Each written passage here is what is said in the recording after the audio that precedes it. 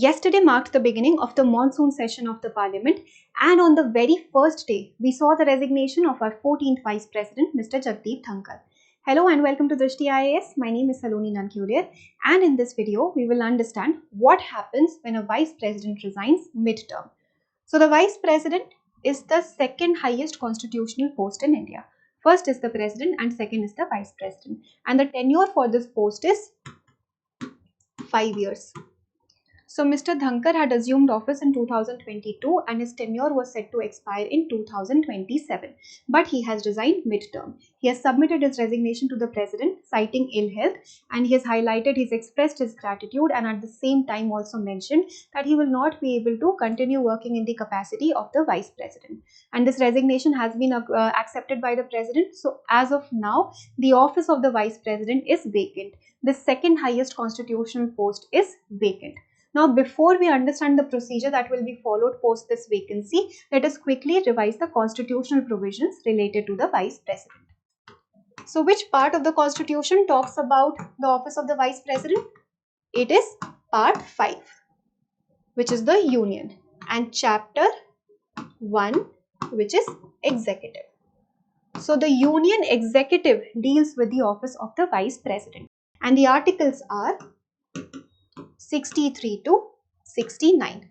63 to 69 talk about the eligibility, tenure, removal, resignation, death, etc. of the Vice President. And the part is Part 5, Chapter 1. So these are the constitutional provisions related to the Vice President. Now let us get back to our topic as to what is going to happen after this vacancy. So fresh elections are going to be conducted for the position of the Vice President because we do not have any concept of an acting Vice President in our Constitution. There is no such post as an acting Vice President. The office for now is vacant and fresh elections have to be conducted by the Election Commission of India. Now the nuance here is that the Constitution does not mention any exact time frame as to when these elections must be conducted. It only mentions under Article 68 Clause 2 that these elections must be conducted as soon as possible. So as soon as the vacancy has occurred, as soon as possible, these elections must be conducted by the Election Commission of India. Now if you compare this with the case of the President, Article 62 clearly mentions that whenever there is a vacancy in the office of the President, new elections have to be conducted within 6 months. Versus what is the case for the Vice President? It is as soon as possible. So very soon the Election Commission of India is going to notify a schedule for elections. But for now there is no fixed time frame that has been mentioned by the Constitution. And who is going to take part in this election? What is the Electoral College? So members of the Parliament, both Lok Sabha and Rajya Sabha, both elected and nominated. All these people are going to take part in the election of the Vice President. Compare this with the President. Members of the Lok Sabha plus Rajya Sabha plus state legislative assemblies, but only elected, no nominated. So the state legislative assembly people do not take part in the election of the Vice President. And here both elected and nominated members of the Parliament will take part. Here only elected people take part. Now if we look at the functions, the duties, who is going to perform the duties of the Vice President, because the office for now is vacant. For that we'll have to understand what are the duties of the Vice President as per the Constitution of India. So there are two duties. One is that he acts as the ex officio chairman of the Rajya Sabha. Which house? Of the Rajya Sabha, the upper house. And the second is that he needs to work as an acting president in case the office of the President is vacant. So if you see, this situation right now is irrelevant for us because the office of the President is not vacant. So we need not worry about this. But for this one, the ex officio chairman of the Rajya Sabha, in case the office is vacant, who is going to deal with it? Deputy chairman is going to take up the duties of the chairman of the Rajya Sabha. So the deputy chairman of the Rajya Sabha has already assumed these duties and if at all this is also vacant, this position is also vacant, then any such member who is nominated by the Rajya Sabha as per the rules of the Rajya Sabha will take care of the duties of the chairman of the Rajya Sabha. But for now, this position is not vacant, so the deputy chairman is dealing with things, and this position is irrelevant for us. Now, if we talk about the tenure and vacancy of the new vice president that will be elected, so the new vice president is going to serve the full term of 5 years. Not the remainder term, but the full tenure of 5 years as soon as he is elected. And if we look at the vacancy conditions, so this vacancy has happened through resignation, but there are several other conditions that have been mentioned in the constitution. First is the completion of tenure, when 5 years have completed. Second is the resignation, what we saw here. Third is the removal, and this removal is initiated in the Rajya Sabha because he is the ex officio chairman of the Rajya Sabha. This is initiated in the Rajya Sabha. It has to be passed by an effective majority of the total number of people, of the majority of the people present and voting at that time, and then passed by the Lok Sabha by a simple majority. This is the procedure for removal. Fourth is death, and 5, any other situation.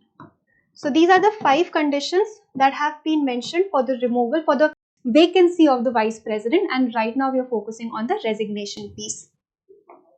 Now if we look at the eligibility of the vice president, how are you going to elect the vice president? So there are these 4 criteria that have been mentioned in the constitution.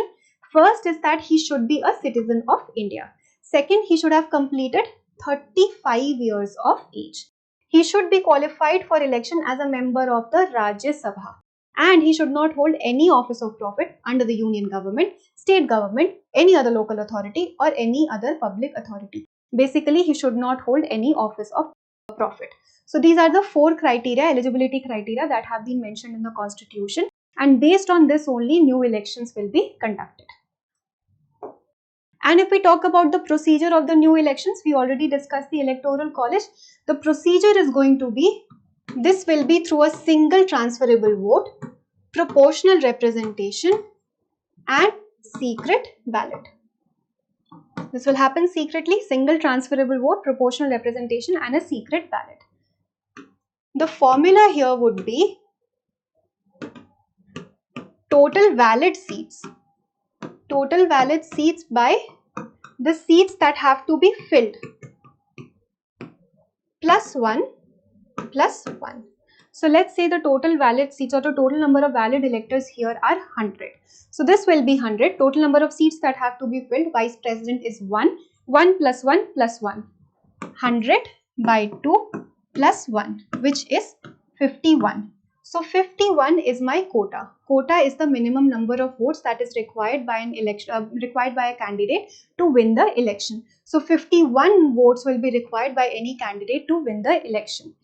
And if we talk about the nomination of these candidates, so there have to be 20 electors who will function as the proposers and 20 electors as seconders. And the candidate is going to submit a security deposit of 15,000 rupees with the RBI. Once everything is done, then the election is going to take place. Quota has to be achieved and then we will decide our winner. So this is how the election takes place, and the election is going to be conducted by the Election Commission of India. Any dispute in the elections of the president or vice president is taken care of by the Supreme Court, and the Supreme Court's judgment in this case is final and binding. And another interesting thing here is that if the election of the vice president is declared void, then any actions that have been taken before the declaration of the election as void will be valid. So they will not be null and void. Any declarations, any decisions that the person has already taken before this decision was declared as void, they will remain, they will not cease to exist. Anything after that will not happen, but before such a date will always be valid. So this was about today's video. We talked about the election, tenure, eligibility and everything else about the office of the vice president. I hope you were able to understand the topic. And now let us look at a practice question for prelims. If you've understood the concept thoroughly, you will be able to answer this question correctly. According to the Constitution of India, in the event of the resignation of the Vice President mid-term, who presides over the proceedings of the Rajya Sabha until a new Vice President is elected? 1. The Chief Justice of India. 2. The President of India. 3. The Deputy Chairman of the Rajya Sabha. And 4. The Speaker of the Lok Sabha. Select your correct answer. Please provide your answers in the comment section, and thank you for watching the video. For more informative content, like, share and subscribe, and do not forget to press the bell icon to get the notifications.